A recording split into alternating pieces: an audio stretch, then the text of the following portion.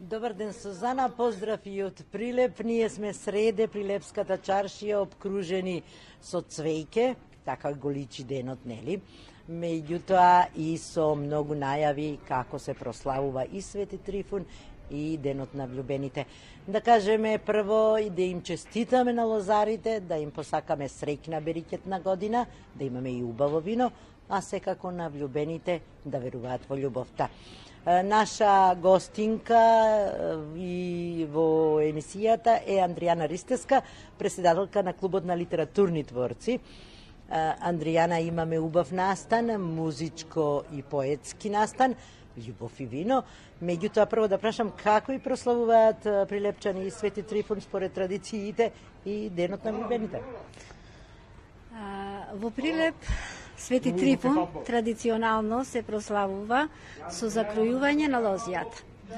На тој начин што собствениците на лозијата ги покануваат своите пријатели, роднини, се собираат, го прават адетот со закројување на лозијето, се дружат со убава песна и со чаша вино, на тој начин се одбележува Свети Трифун.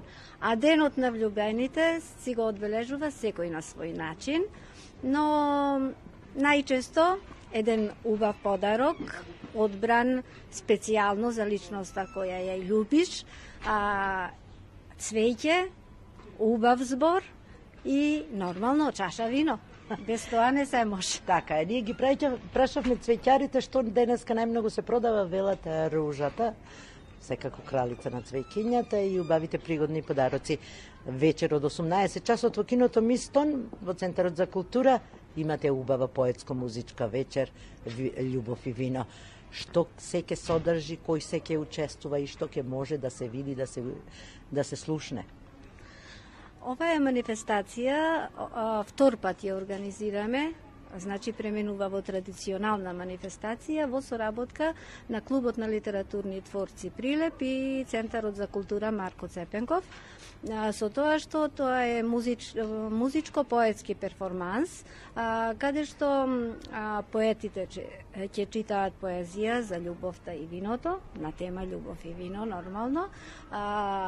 Ќе има неколку музички точки, каде што ќе учествуваат оваа година ученици од основното музичко училиште, и ќе имаме гости исто и од Охрид, наши колеги поети, писатели од Охрид, од Битола и од Кичево.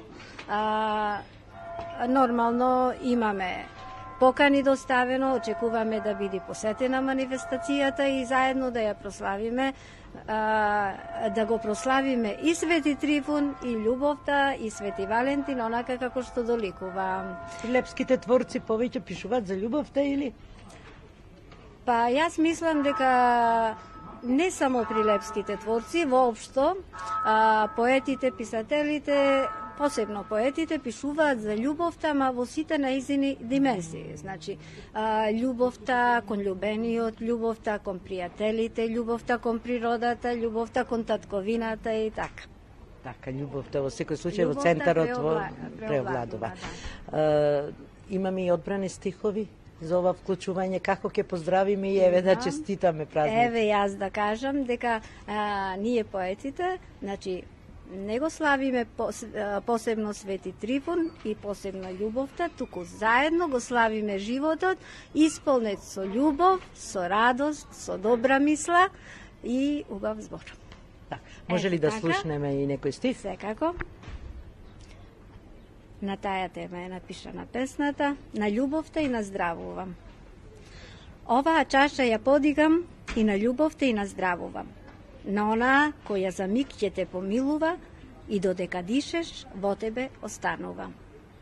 И не е важно што понекогаш наместо вино пелин испиваш, наместо песна лелек испушташ, наместо смеа солзи разлеваш. Ниту дека душата понекогаш ја распарчува, само еднаш нежно ја допира, а милион пати ја ранува. Важна е само искрата, што срце ти растреперува, важен е пламенот, кој горејки те благословува. Се извинувам. Еве и пелинот го испивам, Со чисти солзи го разблажувам, чашата ја подигам, на љубовта и на здравувам. Ова е мојата честитка за сите влюбеници во пишаниот збор и за сите влюбени. Благодарам. Ристевска, тоа беше преседателката Адријана Ристевска на Клубот на литературни творци од Прилеп. Тие заедно со учениците од музичкото училиште ќе приредат прекрасен перформанс за сите влюбеници. Секако љубовта и виното. А ние пораката испраќаме, наздравуваме за љубовта и да се верува во убавите моменти. Сузана.